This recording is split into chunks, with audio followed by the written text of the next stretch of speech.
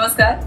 चहा आणि बरंच काहीच्या गप्पा टप्पाच्या 7व्या भागात तुम्हा सगळ्यांचं खूप मनापासून स्वागत. आज आपण अशा व्यक्तीशी गप्पा मारणार आहोत जो कलाकार आहे, गीतकार आहे, समाजसेवक आहे, दिग्दर्शक आपण त्याला म्हणू शकतो, कविता करतो आणि याहून अधिक काही असेल तर आपण त्याला बोलता बोलता त्याच्याकडून जाणून घेऊया.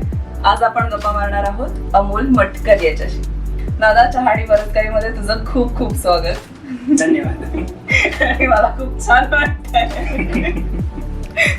7 वर्षांनंतर आपण भेटतोय आणि गप्पा मारतोय. खूप छान वाटतंय मला. तू कमर्शियल आर्टिस्ट आहेस, तर मला सगळ्यात आधी जाणून घ्यायचंय की तुला रंगांमध्ये रमायला खूप आवडतंय किंवा त्याची खूप आवड आहे, हे तुला कधी जाणवलं? खरं तर माझे आजोबा गणपती बनवायचे आणि आमच्या इथेच मागे गणपतीचं वर्कशॉप होतं आणि मग ते शाळेतनं आल्यानंतर बॅग टाकल्यानंतर मग धोतर रंग किंवा पेढीला रंग मारत बसा. तर ते रंग रंग करत करत त्यात इतका रंगून गेलो की दुसऱ्या बाजूला माझे वडील हे स्वतः रंगकर्मी होते, त्यामुळे तोही रंग लागला होता. त्यामुळे तिथपासूनच हे सुरू झालं की नाही, मग ब्रश तो तिथपासून हातात घेतलाय, तो आतापर्यंत थोडं थोडं काही ना काही सुरूच असतं. खरं. आणि हे तू शिक्षण कुठून घेतलं? मी पहिल्यांदा तर मॉडेल स्कूल ऑफ आर्ट म्हणून एक फाउंडेशन कोर्स असतो 10वी नंतर, दादरलाच आहे. अप्रतिम कॉलेज आहे, छोटंसंच आहे पण खूप सुंदर शिक्षक आहेत. त्यांनी एक खूप छान बेस तयार करून घेतला. त्यात एक आर्टिस्ट म्हणून तयार होण्यासाठी तुम्हाला काय पाया बनवावा लागतो म्हणून तो that is called as foundation course. म्हणून ते फाउंडेशन तयार झाल्यानंतर मी रहेजा कॉलेजला कमर्शियल आर्ट केलं, म्हणजे अप्लाइड आर्ट ज्याला म्हणतो, म्हणजे जाहिराती वगैरे बनवतात. त्यानंतर 2 मार्ग असतात खरं तर. एक फाईन आर्टिस्ट असतो, एक कमर्शियल आर्टिस्ट असतो. फाईन आर्टिस्ट हे पेंटर बनतात, म्हणजे स्केचिंग, पेंटिंग याकडे जातं, आणि कमर्शियल आर्टिस्ट म्हणजे हे कमर्शियल असं. तर मी अप्लाइड आर्टला गेलो आणि मग रहेजाच्या वरळी येथे LS रहेजा कॉलेज आहे, तिथून माझा कोर्स कम्प्लीट. आणि खूप विषय असतील ना तुम्हाला? बरेच विषय असतात, म्हणजे टायपोग्राफी असतं, तुमचं कॅलिग्राफी असतं. टायपोग्राफी आणि कॅलिग्राफी खरं तर एकाच भागात येतं, आणि इलस्ट्रेशन असतं, फोटोग्राफी असतं. मग ज्याचा जिथे कल तिथे त्याने ते करावं. मला जर फोटोग्राफी आवडते मग त्या फोटोग्राफीचं जर तुम्ही स्पेशलायझेशन घेतलं की मग त्या असाइनमेंट्स तुमच्या वेगळ्या होणार. मग फोटोग्राफीच्या असाइनमेंट म्हणजे एखादं जर असाइनमेंट दिली, मला समजा एखादं मॅगझिनचं डबल स्प्रेड पेज बनवायला दिलं, जर माझं इलेक्टिव्ह इलस्ट्रेशन असेल तर मी ते डबल स्प्रेड पेज इलस्ट्रेशन बेसवरती बनवणार. ज्याचं फोटोग्राफी असेल तो फोटोग्राफी बेसवर करेल, किंवा जो टायपोग्राफी असेल तो टायपोग्राफी बेसवर करेल. आणि तुझं स्पेशलायझेशन? माझं फोटोग्राफी होतं. खरं तर मी आता कॅलिग्राफी करतो, पण माझं फोटोग्राफी होतं तेव्हा. पण मी त्यासोबतच कॅलिग्राफी चालूच होतं. म्हणजे मी कॅलिग्राफी शाळेत असल्यापासून करायचो. शाळेत आमच्या पांचाळ सर म्हणून होते, ते फार सुंदर बोर्ड लिहायचे, त्यांचं अक्षरही सुंदर होतं. मग ते फळे रंगवण्यापासून सुरुवात झाली. मग ते एकदा कॅलिग्राफी हे वेळ आहे, ते एकदा लागलं की सुटत नाही. तुझी शाळा बालमोहन विद्या मंदिर. मग तर समृद्धतेकडेच. हो, अगदी अगदी अगदी. म्हणजे भाषेवरचं प्रेम बालमोहनने शिकवलं मला. आमच्या शाळेत विजूताई पटवर्धन म्हणून आम्ही ताई म्हणतो, म्हणजे मॅडम, बाई वगैरे असं म्हणत नाही. तर बालमोहनची संस्कृती आहे की ताई म्हणतात, विजूताई वगैरे. तर विजूताईंनी 4थीत जे व्याकरण पक्क करून घेतलं होतं, म्हणजे त्या व्याकरणाच्या जोरावर 12वीतलंही व्याकरण मराठीचं आपण सहज आत्मसात करू असं. म्हणजे ती वृत्त, मात्रावृत्त किंवा अक्षरगण वृत्त, मग लगक्रम काय असतो, हे 4थीत पक्क करून घेतलेलं होतं आमचं तेव्हा. बालमोहन म्हणजे एक नंबर. आणि तू टायपोग्राफी आणि कॅलिग्राफी म्हणालास, तर यातला फरक काय आहे? कॅलिग्राफी हे मोर ऑफ काय म्हणतात त्याला, स्वतंत्र एक्सप्रेशन आहे. टायपोग्राफी हे वेगळं प्रकार. दोन्ही माध्यम व्यक्त होण्याचीच आहेत. अगदी. म्हणजे आता समजा आपल्याला तुम्हाला माहिती आहे, बऱ्याच आधी एक उत्स्फूर्त नावाची कॉन्सेप्ट होता. नाटकांमध्ये असायचं की आयत्या वेळी तुम्हाला टॉपिक दिलं जायचं, एका तासात तुम्ही प्रेझेंट करा. तसं वक्तृत्व स्पर्धांसाठी सुद्धा असतं. मग ती कॅलिग्राफी झाली समजा, जो उत्स्फूर्त असतो. टायपोग्राफी ही नियमांवर बसलेली, थोडी करकरीत, मग कॅरेक्टर सांभाळून करण्याची गोष्ट, थिकनेस सांभाळा, कॅरेक्टर सांभाळा, बॅलन्स सांभाळा. कॅलिग्राफीतही ते होतं, पण ही कॅलिग्राफी ही गोष्ट उत्स्फूर्त असते. चौकटी बाहेरचं असं म्हटलं तरी चालेल, पण ते खूप उत्स्फूर्त असते. एक ब्रश घेतला, त्याच ब्रशने मी जर असा टी व्यवस्थित काढला आणि त्याच ब्रशने जर टी कर्सिव्ह मध्ये पटकन काढला, तर ही कॅलिग्राफी झाली, इथे टायपोग्राफी झाली. म्हणजे एक्सप्रेस होण्याची दोन माध्यम आहेत. टायपोग्राफी जरा नियमबद्ध. आणि तू आता ग्राफिक डिझायनिंग पण करतो. हो. ग्राफिक डिझाईन म्हणजे ग्राफिक म्हणजे मुळात काय? ग्राफिक म्हणजे मुळात एकतर एखाद्या गोष्टीला सोप्या पद्धतीत जास्तीत जास्त कसं मांडता येईल, ज्याने समोरच्या माणसाला ते कळेल लगेच. कळलं का? म्हणजे आता समजा मला कोणाला तरी म्हणजे आता मी कॉलेजच्या वेळी आम्ही जसं आत्मसात केलं, शिकवलं नव्हतं, आम्ही आत्मसात असं केलं की समजा एखादी मुलगी आवडते, तर तिला आपण असाइनमेंट एकत्र करूया का? मग तुला काही असाइनमेंट करण्यात मदत करू का? तुला मी माझे रेफरन्सेस आणून देऊ का? इथून सुरुवात होते. आणि जर ग्राफिक बोलायचं झालं, तू मला आवडतेस, लग्न करू का? हे ग्राफिक झालं. म्हणजे हे इतकं मोठं, म्हणजे टू द पॉइंट बोलणं असतं. आता आपण जर पाहायला गेलो तर ग्राफिक म्हटल्यानंतर एक फेडेक्सचा लोगो आहे, फेडेक्स लिहिलंय, तो एक्स जो लिहिलाय ना, तो EX च्या मध्ये ना एक ॲरो दिसतो, जो आपल्याला कळत नाही, पण दॅट इज ग्राफिक. अमेझॉन लिहिलंय. अमेझॉन आता प्राईम पासून मुळे अमेझॉन आणि या शॉपिंगमुळे आपल्याला आता या लॉकडाऊन मध्ये तर जवळचं झालंय फार. पण त्या अमेझॉनचा लोगो काय आहे? अमेझॉन लिहिलंय आणि एक ॲरो आहे जो A पासून Z पर्यंत जातो. It means A to Z सगळं इथे मिळणार. ओके. सो किती आपण सिम्पल होतो गोष्टींवर, म्हणजे फार सिम्पल व्हावा. स्टेट बँक ऑफ इंडियाचा लोगो काय आहे? गोलात आहे आणि लॉकची की आहे, म्हणजे सेफ. हे ग्राफिक आहे. जितकं कमीत कमी यासाठी आम्हाला असाइनमेंट्स असायच्या. म्हणजे मला आठवतं, आम्ही एक कुठलाही पक्षी घ्या आणि त्या पक्षाचा ग्राफिक फॉर्म बनवा अशी असाइनमेंट होती. मग पहिल्यांदा त्या पक्षाचं जसंच्या तसं रेंडरिंग करा, मग थोडं डिटेल कमी करून घेतंय काय कॅरेक्टर, अजून डिटेल कमी करा, अजून डिटेल कमीत कमी करत 2 लाईन मध्ये सुद्धा तो पक्षी दिसतो दिसताना.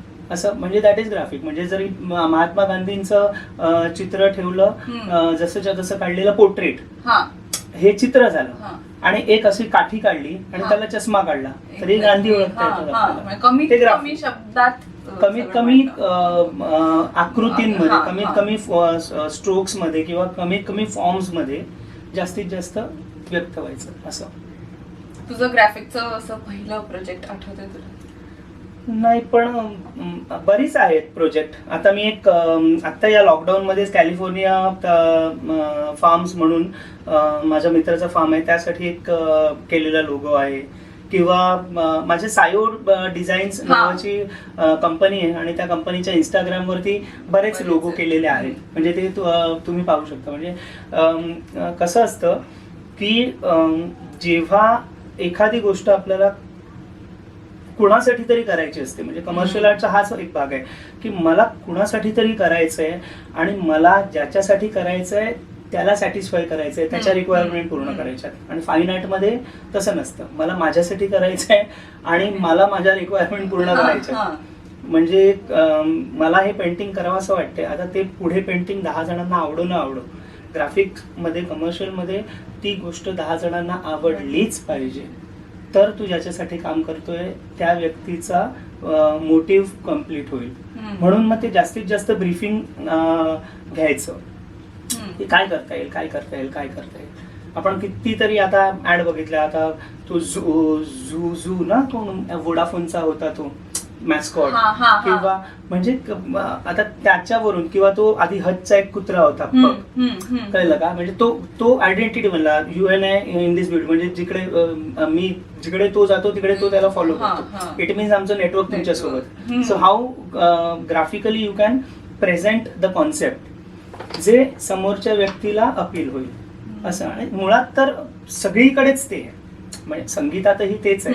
लिखाणातही तेच आहे. बेस हा कलेचा सगळा एक सिंपल, म्हणजे मला नेहमी असं वाटतं की आम्हाला कमर्शियल आर्टमध्ये आम्हाला ना कीज असतात. म्हणजे जर काळ्या रंगांकडे जात असेल तर लो की, मिडल कलर्स असतील, म्हणजे जसं आता तू हे घातलंयस वगैरे, किंवा माझा हा ग्रे, हा पण लो की कडे जाईल, पण तो मिडल की आणि हाय की म्हणजे अगदीच व्हाईट कडे, पेस्टल्स म्हणतो आपण तसे.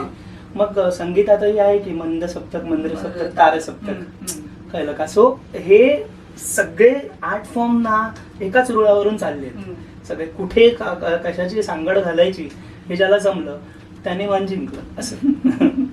आणि ग्राफिक डिझायनिंग करताना ती प्रक्रिया सांग ना, म्हणजे सुरुवातीपासून ते शेवटपर्यंत कसं ते सगळं होतं. नाही, आता यातही मुद्दा येतो की का मी एखादी जाहिरात बनवतोय का, किंवा एखादा लोगो बनवतोय का. तर आता मी कालच सांगितलं, म्हणजे हे थोडंसं पॉलिटिकल होईल, पण एक शिवसेना चित्रपट सेनेसाठी एक जाहिरात बनवायची होती. आपल्या मुख्यमंत्र्यांचा काल वाढदिवस होता, तर त्या जन्मदिवसाची जाहिरात बनवायची होती.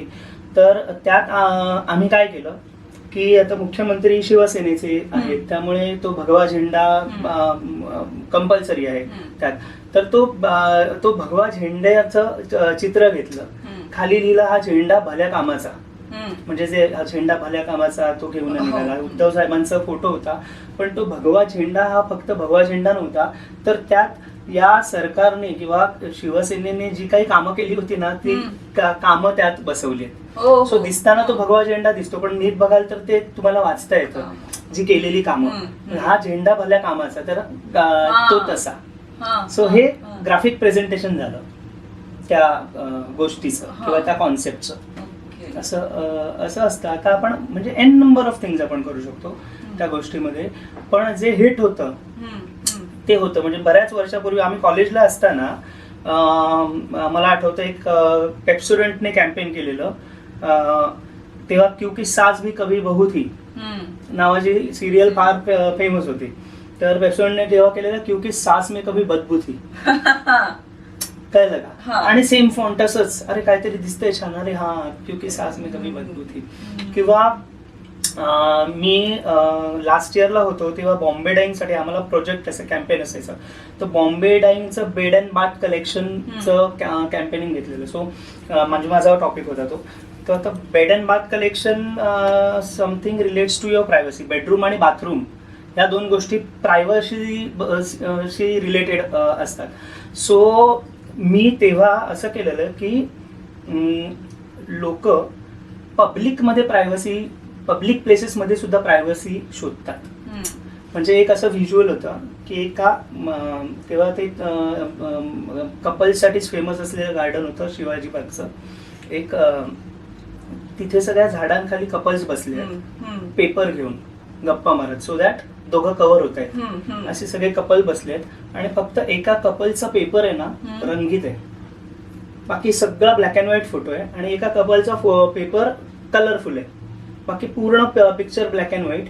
आणि त्यांचा पेपर कलरफुल आणि खाली लिहिलेलं make your privacy is colourful, use bed and bath collection Bombay असं.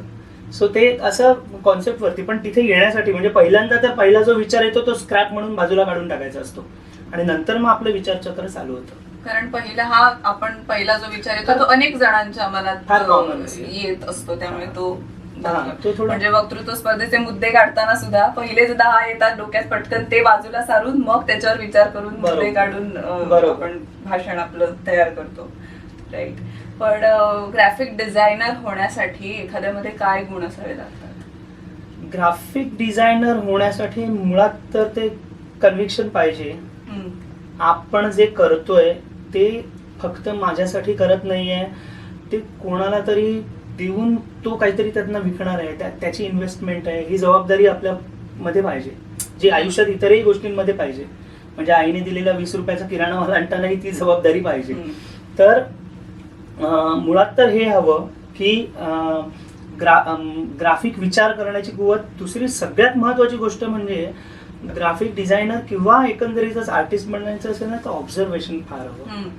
म्हणजे अगदी लेखक बनायचं असेल तरी ऑब्झर्वेशन फार हवं, की आपल्याला गोष्ट बघा, गोष्टी बदलत नसतात, पण गोष्टींकडे बघण्याचा दृष्टिकोन बदलत असतो. गोष्ट आहे तीच आहे.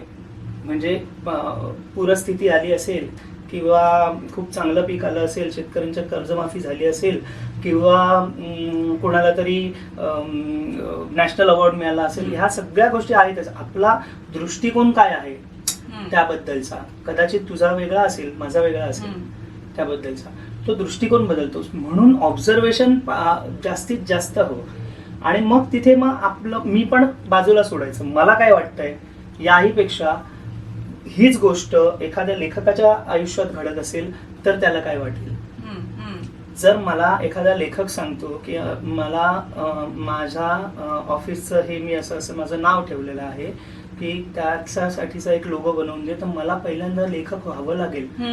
तो काय करतो, तो काय लिहितो, त्याचे काय इक्विपमेंट्स असतात, पेपर, मग तो विचार कसा करतो, मग तो कागदाचे गोळे करून फेकतो का पिक्चर मध्ये दाखवतात तसे, हे जमते फाडून फाडून, की कम्प्युटरवरती स्क्रॅच करतो आणि फाईल डिलीट करत राहतो, हा कुठल्या प्रकारचा लेखक आहे.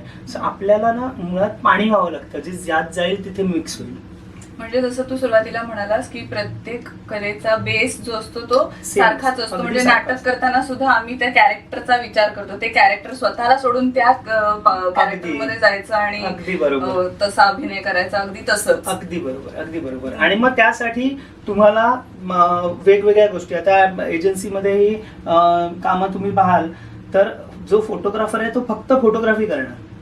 डिरेक्टर त्याला सांगणार की मला असं असं शूट हवंय, सिंगल लाईट शूट हवंय, हार शॅडो दिसली पाहिजे. मग तो कॉपीरायटर असेल त्याच्यावरती कॉपी लिहिल, मग तो लेआउट आर्टिस्ट असेल त्याचा लेआउट बनवेल. असं प्रत्येकाचं एक एक ठरलेलं काम आहे. त्यानंतर मग एखादी ऍड बनते साचेबद्ध. कळलं का? जे नाटकात आणि पिक्चरमध्ये सिनेमांमध्ये तेच होतं ना, एखाद्याचा थॉट असतो पॉवरफुल, जो कन्व्हिन्स करतो दिग्दर्शकाला, त्यानंतर पैसे देण्यासाठी कन्व्हिन्स होतो प्रोड्युसर, आणि मग सिनेमॅटोग्राफर मध्ये येतो, मग गीतकार येतात, मग संगीत बनतं आणि मग ते पॅकेज बनतं. सो ते पॅकेज बनण्यासाठी सगळ्यांच्या मनात तो कॉन्सेप्ट, तीच लाईन तयार हवी, तर ते पॅकेज उत्कृष्ट बनू शकतं. तू कुठेतरी काहीतरी गडबड झाली की चला सिनेमॅटोग्राफी मस्त आहे, पण झालंय काय, फसतंय कुठे, फसतंय कुठे, तर त्यांच्या मनात थॉट टू नसतो. मग हे कन्व्हिक्शन, हे दिग्दर्शकाचं काम पाहिजे की सगळ्यांना असं बांधून मला हा मार्ग हवाय त्या मार्गावरनं घेऊन चल. कळलं का? लेखक आणि दिग्दर्शक दोघंही महत्वाचं आहे. सो ते तसं असतं. सो एखादं कुठलाही डिझाईन हा ऑब्व्हियसली क्लायंटचा पण, एखादा जरी लोगो बनवायचा झाला तरी क्लायंटला काय हवंय हा इनपुट त्याच्याकडनं येणार मला. म्हणजे हे त्याचं आणि माझं मिळून झालेलं काम आहे. त्याला जोपर्यंत मला कळत नाही त्याला काय हवंय, मला काय करायचंय मला माहित नाही, मला काय हवंय ते जर मी करून त्याला दिलं तर कदाचित त्याची रिक्वायरमेंट पूर्ण होऊ शकत नाही. सो मुळात तर स्वत्व विसरणं हे अध्यात्मापासून कमर्शियल आर्ट पर्यंत अगदी सारखंच आहे. ते स्वत्व म्हणजे मला हे हवंय, मला रंग हा आवडतो असं नाही, तो रंग कशा सगळ्यांना आवडेल का असं आहे. त्याचा जो टार्गेट ऑडियन्स आहे त्याला तो आवडला पाहिजे, त्यांना ते अपील झालं पाहिजे, तर त्याचं प्रोडक्ट देतील लोक, असं आहे. आणि ह्याच आता ग्राफिक तू विक्ट्री साईनचं आता तू बनवलं होतंस, ते सामनामध्ये सुद्धा आलं होतं, त्याबद्दल. हा, तेव्हा आता हे कसं, आता या कोविड काळात बऱ्याच गोष्टी चालू आहेत, पण मुळात तर असं दिसलं की मोठी माणसं जे काही शासनाने किंवा एकंदर कोविडलाच गरजेचे असलेले नियम पाळण्यात कुचराई करतायत किंवा त्यांना नाही आवडत मास्क लावणं वगैरे. म्हणून मला असं वाटलं की लहान मुलांनी समजावावं. कळलं? कारण लहान मुलाने समजावावं की आम्हाला जर कळतंय तर तुम्हाला का नाही कळतंय असं. म्हणजे ते निदान तेवढा तरी एक जनाची नाही मनाची तरी येईल असं या उद्देशाने तो कॉन्सेप्ट होता. आणि तो कॉन्सेप्ट असा होता की व्हिक्ट्री ओव्हर व्हायरस. व्हिक्ट्रीचं 2 सिम्बॉल असतात ना, 2. आणि मुळात जर बघितलं तर हा ही एक कॉमन लाईन होती की आपण 3ही जे महत्वाचे नियम सांगितले की दोन्ही हात धुवा, 2 मीटरचं अंतर ठेवा आणि 2 मास्क वापरा. आता ही दुसऱ्या लाटेत, आता तिसऱ्या लाटेत 3चं मग काहीतरी करावं लागेल. नवीन नाही, गमतीचा भाग राहिला, पण डबल मास्क वापरा असं सांगितलं होतं. मग सो जेव्हा 2 म्हणतो आपण, तेव्हा जर ह्या 2 गोष्टी केल्या तर त्या 2 सोबत येणारी ती विक्ट्री पण तुम्हाला मिळणार ना व्हायरस सोबत. म्हणजे या नियमांचं पालन केल्यानंतर व्हायरसवर विक्ट्री मिळणार. सो दॅट इज ते विक्ट्री ओव्हर व्हायरस असं केलं होतं. इथेच घरी शूट केलेलं मी, माझ्या मित्राचाच मुलगा आहे समोर राहतो त्याचं. पण ते लहान मुलांनी कन्व्हिन्स केलेलं जास्त चांगलं होतं आणि झालं ते इफेक्टिव्ह. बऱ्याच सोशल मीडियावरती बऱ्याच जणांनी पर्सनली सुद्धा हे स्प्रेड केलं. ते टायपोग्राफी तू म्हणालास तर ते जय महाराष्ट्र तुझ्या फेसबुकवर बघितलं आणि ते आता उभं राहिलंय, तर त्याबद्दल सांग. नाही, ते जय महाराष्ट्र म्हणजे देवनागरी आहे ते. आणि त्यानंतर त्यातही आमचे बाळा ठाकूर सर आहेत, जे माझे सर आहेत, ज्यांनी मला टायपोग्राफी आणि कॅलिग्राफीसाठी खूप मदत आणि खूप शिकवलं. त्यातल्याही बऱ्याच चुका त्यांनी मला ते झाल्यानंतरही समजवल्या. पण ते जेव्हा काय असतं की जय महाराष्ट्र हा माननीय वंदनीय बाळासाहेबांनी दिलेला मंत्र आहे महाराष्ट्राला. आणि जेव्हा म्हणजे पक्ष हा भागच येत नाही या गोष्टीत, जेव्हा एक मराठी माणूस महाराष्ट्रात राहणारा, मग तो मराठीच असला पाहिजे असं नाही. दुसऱ्याला जेव्हा जय महाराष्ट्र म्हणतो ना, तेव्हा आपसुकती आपुलकीची भावना येते. मग ते जर उभं करायचं आहे, तर ते उभं करण्यासाठी मुळात तर भगवा रंग सोडून दुसऱ्या रंगात ते शोभणारही नाही. आणि ते उभं करण्यासाठी मग तो एक देवनागरी सिमिल, एक स्ट्रॉंग टाईप हवा होता. जो तिथले नगरसेवक आहेत मेघोले, त्यांनी मला सांगितलं की आपण असं असं करतोय. तर म्हटलं मग आपण तो देवनागरीच टाईप ठेवूया की ज्यातून मराठी पण दिसेल पूर्ण, म्हणजे जे बेसिक हे आहेत. आणि तो करकरीत भगवा रंग, ज्याने पाहिल्यानंतरही महाराष्ट्रीय असल्याचा किंवा जय महाराष्ट्र म्हणण्याचा अभिमान होईल. पण तोही छान झाला, म्हणजे लोक उभे राहून तिथे फोटो वगैरे काढताना पाहिलेत मी. तर ते बेसिक, जितकं बेसिक, जसं म्हटलं आता की जितकं बेसिक करू तितकं लोकांना अपील होणार, जितकं सिम्पल करू तितकं लोकांना अपील होणार. तर कळेल त्यांना, कारण डोकं जास्त चालवायला कोणाला वेळ नाहीये ना. काय आहे विचार करत बसायला, हे काय आहे हे आपण सांगायचंय त्यांना. सो ते बेसिक आणि कीप इट सिम्पल स्टुपिड असं एका आर्टिस्टने म्हटलंय मोठ्या. Keep it simple stupid, keep it simple. फार 3 गोष्टी, कीप इट सिम्पल. सगळ्या गोष्टींमध्ये, सगळ्या तुमच्या आर्ट फील्डमध्ये, सगळ्या गोष्टींमध्ये हे 3 शब्द लागू होतात. कीप इट सिम्पल असं. आणि ते आता छान लागले. आता आम्ही येताना पण बघितलं, तर तुला कसं वाटतं स्वतःला ते बघताना? नाही, फार छान वाटतं मला. शिवशाही पण झालं किंवा विठाई झालं, परवा शिवशाही पण झालं. शिवशाही झाल्यानंतरही मला अजूनही फोन येतात किंवा मित्र शिवशाही बरोबर फोटो काढून पाठवतात की तुझ्या गाडीत बसलोय. आणि त्यांना असं वाटतं. बऱ्याच वेळा शिवशाहीच्या बुकिंगसाठी पण फोन आले मला. म्हटलं नाही, ते माझ्याकडे दिलं नाहीये त्यांनी अजून. पण खूप छान वाटतं, अभिमान वाटतो की अरे आपल्याला हे करायला मिळणं, हे फार मोठी गोष्ट आहे. म्हणजे विठाई सुद्धा एक फोटो होता, त्या विठाईवर आम्ही विठू माऊलीचं चित्र ठेवलंय शॅडो मध्ये. म्हणजे ती विठू माऊली आहे असं दिसतं, पण त्या शॅडोला सुद्धा एक बाई पाया पडतानाचा एसटीचा फोटो होता. ते पाहिल्यानंतर असं वाटतं की म्हणजे या सेवेसाठी आपल्याला निवडलं की काय माऊलीने.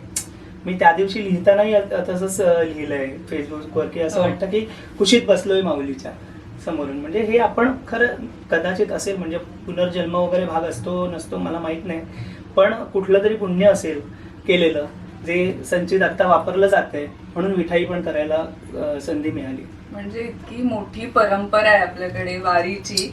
आणि आता काही ह्या सगळ्या कारणांमुळे ते पूर्ण होत नाहीये. पण जी पालखी ज्या बसमधनं जाणार आहे त्या बसचं तुला ते लिहितात. हो हो हो. आणि नाही, एसटी महामंडळाने या वारीसाठी पण खूप म्हणजे खूप चांगल्या सुविधा दिल्या. आणि एसटी महामंडळाच्या एसटी बसेस मधून त्या लालपरीमधून आपल्या पालख्या गेल्या. तर त्याच्यासाठी एक छोटंसं कॅम्पेन केलं होतं आम्ही, वारकरी आमची लालपरी.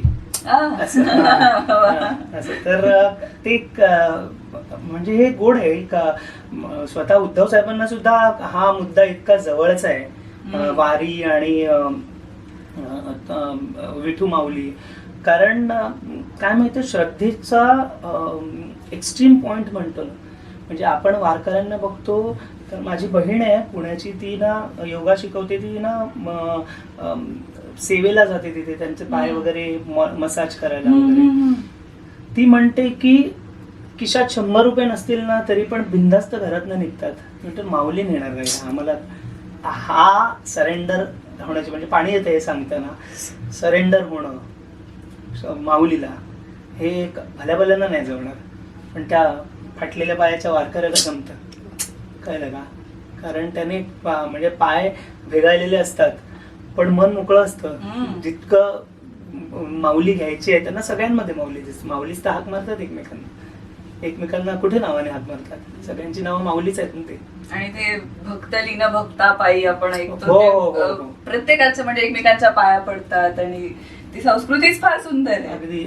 म्हणजे एक पहावा विठ्ठल म्हणून पुस्तक आहे उद्धव साहेबांचं, ते एरियल फोटोग्राफीचं आहे पुस्तक. त्यात एक अतिशय सुंदर फोटो आहे की ते जे रेस्ट घ्यायला, म्हणजे थकलेले वारकरी बसले आहेत आणि त्यातला एक जण नाचून दाखवतोय. पण तेही सुद्धा एक व्यायामाचा भाग झाला त्यांचा. पण तो उभा राहिलाय असा की तो उभा राहिलेला व्यक्ती आहे आणि तिची जी शॅडो दिसते ना ती माऊली सारखी दिसते. इतकं अप्रतिम फोटो काढलाय तो. आणि म्हणजे उद्धव साहेब तर no doubt is one of the excellent photographers in the world. पण इतकं अप्रतिम आहे की किती बोलकाय की एक माऊली, म्हणजे शॅडो मध्ये माऊली आहे, त्याच्या तो तेच आहे. मी एकरूप होणं काय आहे, तेच आहे एकरूप होणं. काय अजून काय हवं असतं, काय असतं त्यांना? तिथे जाऊन माऊलीचं दर्शन नाही मिळत नाही त्यांना, बघून येतात. म्हणजे ही कुठल्या प्रकारची श्रद्धा आहे आणि कुठल्या मातीचे बनलेले आहेत ही मंडळी. आणि हे फार खूप नशीबवान होतं पण की महाराष्ट्रासारख्या म्हणजे ज्या राज्याला राष्ट्र म्हटलं जातं असं जगातला एकमेव असेल. म्हणजे हे फार नशीबवान होतं. पण हे थोडं समर्पण भाव असावा प्रत्येक गोष्टीत. आणि विठाई झाल्यानंतर ते मला फार जाणवलं की खरंच एक माऊलीने करून घेतली सेवा असं. आणि फक्त चित्रकला किंवा काय म्हणू, ग्राफिक डिझायनिंग, कॅलिग्राफी एवढंच नाही तर तू कवी मनाचा माणूस आहे.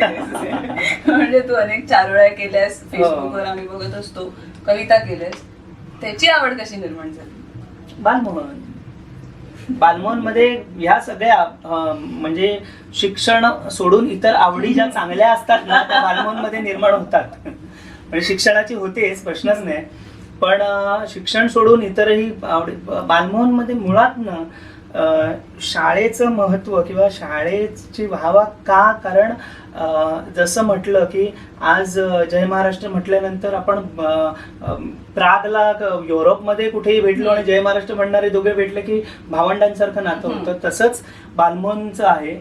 बालमोहनकर म्हटलं ना की ते एक विषय संपतो. म्हणजे बालमोहनकर म्हणजे माझं घर असं. आणि हे नातं बालमोहनमध्ये फार म्हणजे लहानपणापासून दादासाहेबांनी शाळेची स्थापना केली आणि दादासाहेबांचं ते एक कार्ड आमच्याकडे होतं, नेहमी आनंदी राहा आणि इतरांना आनंदी करा असं दादासाहेबांनी लिहिलेलं हस्ताक्षराने त्यांच्या कार्ड प्रत्येक बालमोहनकराकडे आहे ते. पण बालमोहनने मुळात शिकवलं भाषेवर प्रेम करणं. म्हणजे भाषा काय असते, मराठी आई असते. ही आई ओरडते आपल्याला, आई प्रेम करते, पण आपण आईवरती तितकंच प्रेम करायचं हे बालमोहनने शिकवलं. बालमोहनने सांगितलं, मी तेच म्हटलं ना, चौथीत विजूताईंनी शिकवलेलं व्याकरण म्हणजे शार्दूल विक्रीडित असो, वसंत तिलका असो, म्हणजे यांची तर ती लक्षण गीतं पण मला पाठ आहेत अजूनही. आणि लघक्रम म्हणजे ते जो काय येती वसंत तिलकी तब जा जगागा, म्हणजे तब ज ज ग ग, हा हे चौथीत शिकलेलं आहे. ही गोष्ट शिकवणाऱ्या व्यक्तीमध्ये त्या गोष्टीबद्दल तेवढा प्रेम असेल ना तरच ते ओसंडून समोरच्याकडे तो देता येतं. देता येतो. आणि बालमोहनने दिलं, बालमोहनने आयुष्यभराचं दिलं. म्हणजे आजही प्रत्येकाचंच होतं म्हणा, म्हणजे प्रत्येक शाळा असं काही कम्पॅरिझन नाहीये, पण आजही 50 वेळा त्या गल्लीने जाणं होतं, पण आपोआप हात छातीकडे जातो पाया पडायचा शाळेसमोर ना गेल्यानंतर. त्याच पटवर्धनबाई ज्यांनी मुलांना नाटकात नाही, त्या ह्या विजूताई पटवर्धन, त्या विद्या पटवर्धन, त्यांनी तर विद्या पटवर्धन म्हणजे त्या अजूनही असतात, बिचारा बेड रिडन आहेत आता, आणि बालमोहनची मुलंही बरेच मदत करतायत त्यांच्यासाठी. पण त्याही बालमोहनने दिलेलं ते बाळकडू आहे ना, त्याही बेड रिडन आहेत. तरीही त्यांनी गेल्या वर्षी एक बाल सुधारगृह आहे माटुंग्याला, तिथल्या मुलांसाठी 1 महिन्याचं वर्कशॉप घेतलं या लॉकडाऊनच्या आधी. कोणाला तरी कॉन्टॅक्ट करून बघ रे, कर रे, बघ रे, कर रे, मलाही त्यासाठी केला होता कॉन्टॅक्ट. पण घेतलं म्हणजे त्यांच्यातला तो हे जातच नाही. म्हणजे ते जे म्हणजे सोनं किती घासलं तरी आतमध्ये सोनंच निघत राहणार. तर तसं आहे ते घासून उलट अजून लखाकी येते त्याला, ते तसं येते. त्यामुळे बालमोहन हे एक वेगळं वेळ आहे. खरंच हे वेगळं वेळ आहे. म्हणजे दादासाहेबांना पाहिलं किंवा बापूसाहेबांना जरी पाहिलं तरी आजही दसऱ्याला किती बालमोहनकर एकत्र येतात, जे ज्यांची शाळा सोडून 10-15 वर्ष झाले तरी येणार दसऱ्याला. का तर बालमोहन. तुझी एखादी कविता ऐकव ना. ऐकूया. बरंच हल्लीच्या ह्या लॉकडाऊन मध्ये तर फार लिहिणं कमी झालंय, कारण बातम्या बघणं फार झालंय लॉकडाऊन मध्ये. नंतर बातम्या बघायच्या बंद झाल्यानंतर जरा मन हे झालं. मी आता ठरवलंच होतं, पण एक फारच सगळं काय म्हणतात त्याला, आपल्या सगळ्यांचे जवळ कुसुमाग्रज तर देवच आहेत म्हणा, पण सगळ्यांना आवडणारे आणि माहिती असलेले आणि कळणारे पाडगावकर. तर मलाही पाडगावकर फार आवडतात आणि त्यांचं प्रत्यक्ष ही माझी 2-4 वेळा भेट झाली. फार गोड माणूस. आता त्यांना मला माहित नाही ते आलेत का या कवितेत, पण कदाचित ही पाडगावकरांच्या लेखणीतून प्रेरित होऊन सुचलेली कविता असेलही. आणि विषय प्रेम आहे, म्हणजे जास्तीत जास्त लोकांना आपुलकीचा विषय, म्हणजे जे कमर्शियली आपण बोललो लोकांपर्यंत पोचलं पाहिजे ते ऐकवतो आता. का प्रेम असतं लोणचं. आता हे बायको बरोबर बोलताना मला सुचलेली गोष्ट आहे ही, आणि तिलाच ही पहिल्या लाईन्स ऐकवल्या आणि नंतर मी कविता लिहिली होती ही, की प्रेम असतं लोणचं थोडं सुद्धा पुरतं. प्रेम असतं लोणचं थोडं सुद्धा पुरतं, पोट भले भरो पूर्ण आयुष्यभर उरतं. प्रेम असतं लोणचं. प्रेम असतं लोणचं कोपऱ्यात जाऊन बसतं. प्रेम असतं लोणचं कोपऱ्यात जाऊन बसतं. बेत असेल श्रीखंडपुरी चवीला तेच असतं. प्रेम असतं लोणचं. प्रेम असतं लोणचं तेलाची तर्री सांडत. प्रेम असतं लोणचं तेलाची तर्री सांडत. चव तेच देत असतं, आपण असतो भांडत. प्रेम असतं लोणचं. प्रेम असतं लोणचं इथे बघ म्हणणार ताटात कसं, हो की नाही, ताटात लोणचं. प्रेम असतं लोणचं इथे बघ म्हणणार. भाजी भले बेचव असो पोळीच सोबती बनणार. प्रेम असतं लोणचं. प्रेम असतं लोणचं तिखट लाल भडक. प्रेम असतं लोणचं तिखट लाल भडक, पण जिभेचे चोचले पुरवायला धावून येते तडक. प्रेम असतं लोणचं. प्रेम असतं लोणचं सर्वांना जे पचत नाही. प्रेम असतं लोणचं सर्वांना जे पचत नाही, पण नसेल कधी ताटामध्ये तर खाणाऱ्यालाही रुचत नाही. प्रेम असतं लोणचं. आणि शेवटी असं म्हटलं की प्रेम असतं लोणचं एकदा तरी चाखावं. प्रेम असतं लोणचं एकदा तरी चाखावं. तेलात लोळून मनसोक्त तिखटाने त्या माखावं. प्रेम असतं लोणचं. खरंय खरंय. आणि तू गणपतीचं एक गाणं लिहिलं होतंस हो. आणि त्याला चाल देण्यात आली आणि मग त्याचं सगळं कसं झालं? चिन्मयने नाही, ते लिहिलं बऱ्याच आधी लिहिलं होतं. म्हणजे आमच्या गोव्यात आहे ना, मी गोव्याचा, तर आमच्या गोव्यात ना घुमट आरती फार प्रसिद्ध आहे. तर घुमट आरतींचे ना खूप मोठ्या स्पर्धा होतात गोव्यात. ओके. म्हणजे अगदी आरत्यांचं, आणि ते बैठी आरती असते आणि ते संबळवरती आणि एक मडकं असतं टिपिकल, आणि त्या मडका आणि संबळावरती वाजवतात, पण अप्रतिम गाणारी लोक असतात. तर त्या घुमट आरतींच्या कॉम्पिटिशन मध्ये सादर करण्यासाठी माझा मित्र आहे नितीन म्हणून, गोव्याचा, अप्रतिम गातो. तर त्याचा ग्रुप आहे घुमट आरतीचा. तर त्याच्यासाठी मी लिहिलं होतं, हे बघ, हे असं लिहिलंय, जमतंय तर घे घुमट आरती. तर ते त्याने घेतलं असेल नसेल मला माहित नाही, पण ते तसंच होतं. आणि पुढच्या वर्षी 1 वर्ष झालं त्या गोष्टीला, आणि त्यानंतर चिन्मयचा फोन आला, असं अमोल असं करायचंय गाणं, तर तुझ्याकडे काही आहे का? तर मी म्हटलं बाबा, हे माझ्याकडे लिहिलेलं आहे, हे घे, हे तुझं आहे सर्वस्वी, काय करायचंय ते करूया. तर तो म्हणला ठीक आहे. आणि आठवड्याभराने माझं काहीही, ते म्हणजे त्याला फॉरवर्ड करणं, कॉपी पेस्ट करणं, हे सोडून माझं काहीही काम नव्हतं. त्यानंतर त्यांनी जादू केली. म्हणजे त्यांनी मग कॉन्सेप्ट ठरवला की हे लहान मुलांनीच बोललं पाहिजे. मग त्या लहान मुलांना घेतलं, आणि त्या लहान की बाप्पा उंदरावर बैसोनी आला, ते लहान मुलांच्या तोंडून मी बोलून घेणं वगैरे, व्हिडिओ वगैरे सगळं त्याने केलं. म्हणजे ते अनुभूती होती बाप्पाची, ती पण नाही, म्हणजे मी काय केलं नाही त्यात, मी फक्त फॉरवर्ड केलं लिहिलेलं त्याला. पण छान झालं तेही गाणं, त्याने खूप चांगलं केलं. चिन्मय तेंडुलकर म्हणून. आता मुंबई टीज कडे मी येते. अरे तू घातले तेच हो, आहेस. हो, हो. त्याची कल्पना कशी सुचली आणि कसं काय सगळं? मुळात तर कल्पना सुचण्यासाठी बऱ्याच लोकांच्या सारखं माझ्याही आयुष्यात लॉकडाऊन आलं आणि कल्पना सुचू लागल्या. कारण एका अर्थी, म्हणजे हा गमतीचा भाग नाहीच आहे, पण एका अर्थी असं झालं की आपण स्वतःला वेळच देत नव्हतो. कामात अडकवून घेतलं होतं आणि स्वतःला वेळच देत नाही. आणि मग अशा वेळी म्हटलं काय करायचं. तर माझा मित्र आहे तेजस म्हणून, सतपाळ, गिरगावात राहतो. म्हणला की अमोल, असं माझ्या डोक्यात कॉन्सेप्ट आहे, नाहीतरी आपण डिझाईन तुम्ही करतोच ना, चल आपण टी शर्ट वरती छापूया ना त्या डिझाईन्स. तर म्हटलं ठीक आहे. आणि मग त्यातूनही त्याला मी ओके म्हटलं, आणि त्याने एक 4-5 महिन्याचा काळ गेला.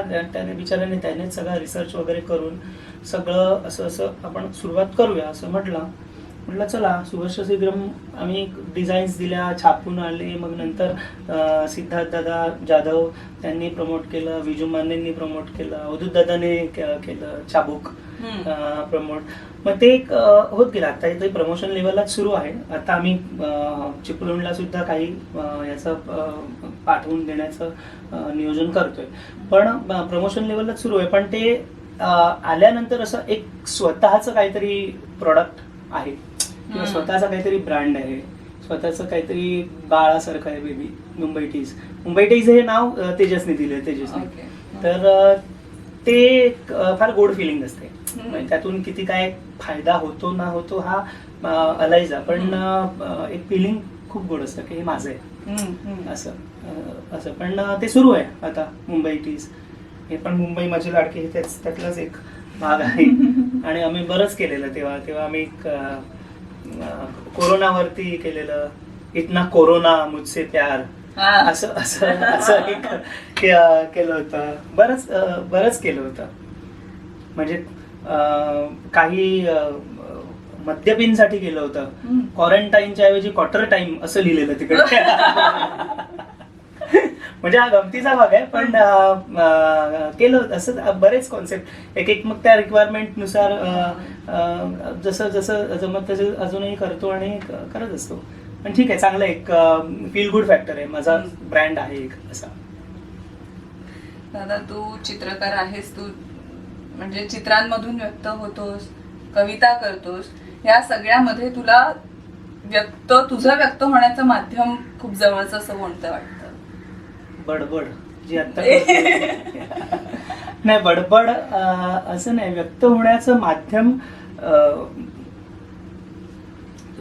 माध्यम लिखाण आहेच, कॅलिग्राफी पण आहे. बऱ्याच वेळा उगीच काहीतरी खरवडत बसतो पेपर घेऊन, कॅलिग्राफी हा सुद्धा एक माध्यम आहे व्यक्त होण्याचं. लिखाण तर आहेच आहे. म्हणजे लिखाण मला जास्त वाटतं याकरता की तिथे तुमचा कोपरा तुमच्यासाठी तयार असतो. आणि आता तर काय पेन पेपर घेऊन बसायचंही गरज नाही, फोन काढला नोटपॅडवरती टायपिंग करा, पण तिथे तुमचा कोपरा असतो तुमच्यासाठी. म्हणजे जरी आपण एक मोठ्या सर्कलमध्ये असतो, पण एक स्वतःचा जो कोपरा असावा तिथे व्यक्त होऊन मोकळं व्हावं, ते असतं. त्यामुळे लिखाण, खरंच लिखाण ही गोष्ट आहे मनात. म्हणजे एखादी असाइनमेंट केल्यानंतर जो आनंद मिळतो किंवा जे समाधान, सॅटिस्फॅक्शन मिळतं, त्यापेक्षा कदाचित जास्त समाधान एखादी कविता लिहून पूर्ण झाल्यानंतर मिळतं. स्वतःच ती वाचून दाखवायला. मग रात्री कदाचित 2 वाजता 3 वाजता, आता हे प्रेम म्हणजे लोणचं मी माझ्या बहिणीला रात्री 2:30 वाजता फोन करून आत्ताच लिहिलंय म्हणून ऐकवली होती. आणि ती झोपेतही वा बोलत होती, कारण पर्यायच नव्हता. समजलं. पण मग ते सॅटिस्फॅक्शन आहे ना, ते लिखाणानंतर किंवा मुळात तर सगळ्याच गोष्टीमध्ये मिळतं, पण लिखाणामध्ये जास्त मिळतं. ते मी त्यात काही कमर्शियल नाही आहे, पण म्हणजे फाईन आर्टिस्ट असतो ना, जसं आपण म्हटलं फाईन आर्टिस्ट स्वतःसाठी चित्र काढतो ना, तसं मी डिझाईन इतरांसाठी करतो आणि लिहितो स्वतःसाठी. असं असेल कदाचित. आता बोलता बोलता मला म्हणजे मलाच मी सापडलो कदाचित, देव जाणो. पण आहे, कारण मी असं काही कमर्शियली काही लिहिलंय वगैरे असं काही नाही. एक फिल्म मध्ये माझे कुटुंब माझी जबाबदारी केली होती, ती लिहिलं होतं, ती डिरेक्ट केली होती. छोटीशीच ती, काय 3 मिनिटाची एक शॉर्ट फिल्म होती. पण कमर्शियली असं काही लिहिलं नाही. जे लिखाण आहे ते मी लिहिलंय आणि मग ती वेबसाईट बनवलेली गोष्ट कवितेची म्हणून. म्हणजे कविता जरी असेल तरी त्या कवितेमध्ये गोष्ट असते. म्हणजे मी माझी वेबसाईट ज्यांनी बनवली, गोविंद म्हणून माझा मित्र आहे, त्याला मी समजवलेलं गोष्ट कवितेची की मी एकदा फक्त बाईकवरने ऑफिसला जाताना समोर कोणतरी बाई आली म्हणून मी थोडासा स्किट झालो आणि सावरलो.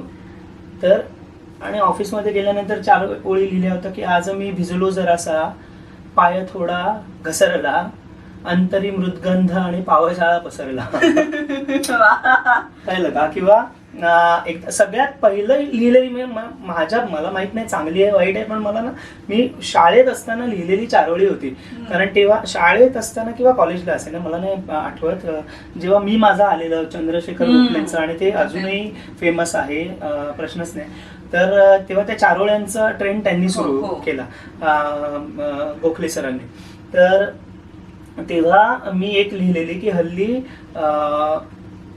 स्वप्न पाहायलाही भीती वाटते हल्ली, स्वप्न पाहायलाही भीती वाटते हल्ली, भीती स्वप्न तुटायची नसते, उशिरा उठायची असते. म्हणजे इतकं हलकं फुलकं असं आहे एकंदर. लिखाण हे उत्तर आहे की स्वतःचं मन मोकळं करण्यासाठी लिखाण असावं, प्रत्येकाचं असावं. वाईट लिहिलं तरी चालेल, पण लिहावं, प्रत्येकाने लिहावं. दादा, आता ग्राफिक डिझायनिंग किंवा कमर्शियल आर्ट्स या क्षेत्रात येऊ पाहणाऱ्या मुलांना काय सांगशील? आणि अर्थार्जन सुद्धा त्यातनं कसं होतं? कारण कला म्हटली की फिक्स्ड इन्कम असं नाही. त्यामुळे त्या दृष्ट्या सुद्धा सक्षम होणं. कला म्हटली की फिक्स इन्कम नसतं, हा भाग आता संपत आलाय. कारण आता कमर्शियल आर्ट मध्ये किंवा तुमच्या अप्लाइड आर्ट किंवा ह्या ग्राफिक डिझायनिंग या सगळ्या क्षेत्राला इतकं ग्रँजर मिळालंय. आता इनफॅक्ट ऑनलाईन जे सगळं जास्तीत जास्त गोष्टी सुरू झाल्या आहेत, त्यामुळे अजूनही रिक्वायरमेंट वाढली आहे. त्या गरजेची प्रत्येकाला, कुणाला तरी पेज बनवायचं असतं स्वतःचं, कुणाला तरी फेमस व्हायचं असतं, पॉलिटिकल असो, एखादी कंपनी असते त्यांचं पेज असतं, ट्विटर हँडल असतं. या सगळ्याला त्यांना कंटेंट लागतो, कंटेंट रायटर लागतो, ग्राफिक डिझायनर लागतो, लेआउट आर्टिस्ट लागतो, जो ते बनवून देईल. त्यामुळे या क्षेत्रात संधी खूप आहेत आता. म्हणजे तुम्ही जर तुमचं काम जर चांगलं असेल तर तुम्हाला मरण नाही, तुम्ही घर बसल्याही छान पैसे कमवू शकता. आणि खरं बघायला गेलं तर मग ते महिन्याचं गणित ऑब्व्हियसली महिन्याचं गणित कोणाला असेल जो जॉब करतोय हम्म. त्याचं महिन्याचं गणित असतं. पण अर्थार्जनासाठी हे खूप चांगलं माध्यम आहे. बरं. हे खूप चांगलं माध्यम आहे. फक्त म्हणजे आपण बघतो आपल्या देशात क्रिकेटचं इतकं वेळ आहे, पण 11 जण असतात ते हम्म. सिलेक्ट झालेले. हम्म. त्या 11 येण्यासाठी तुम्हाला खूप जीवाचा आटापिटा करावा लागतो. म्हणजे त्या 11 येण्यासाठी तुम्हाला घर सोडावं लागलं तर सोडावं लागतं. सॅक्रिफाईस त्याग असतो, कळलं ना.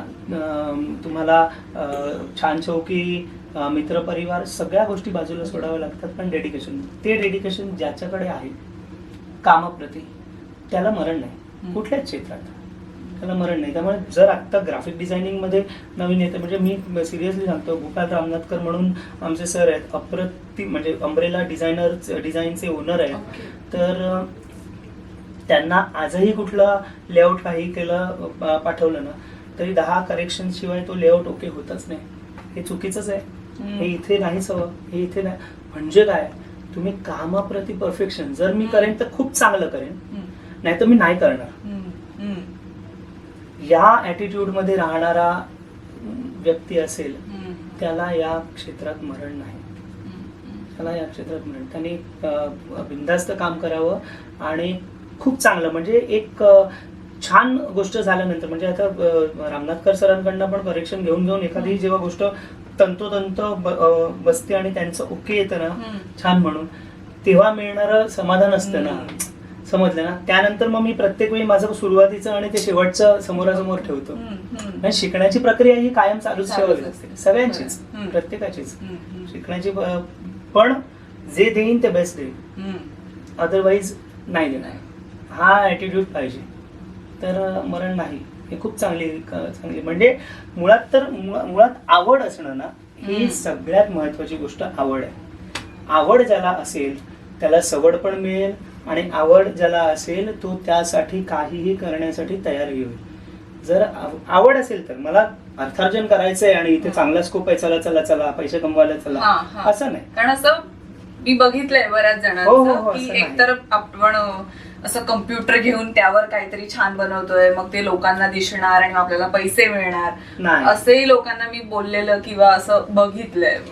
नाही, आवडच पाहिजे, आवडच पाहिजे. म्हणजे मुळात तो कुठेतरी एक स्पार्क, गवत जर ओलं असेल तर त्यात पेट्रोल टाकून काडी लावली तरी आग लागायची नाही ना. आणि गवत जर हे म्हणतात त्याला सुकलेलं असेल तर सूर्यप्रकाशाने जळतं, कळलं का. ते मुळात एक असावं लागेल, एक तो जम पाहिजे. तुमच्या स्टोरीमध्ये पण तो जम नसेल तर काय फायदा नाही ना. म्हणजे ती स्टोरी कितीही फुलव आणि त्याच्यात किती मोठी स्टारकास्ट घेईल, कितीतरी फालतू स्क्रिप्ट मोठ्या स्टारकास्टना देऊन फालतू झालेले आपण बघितलेत.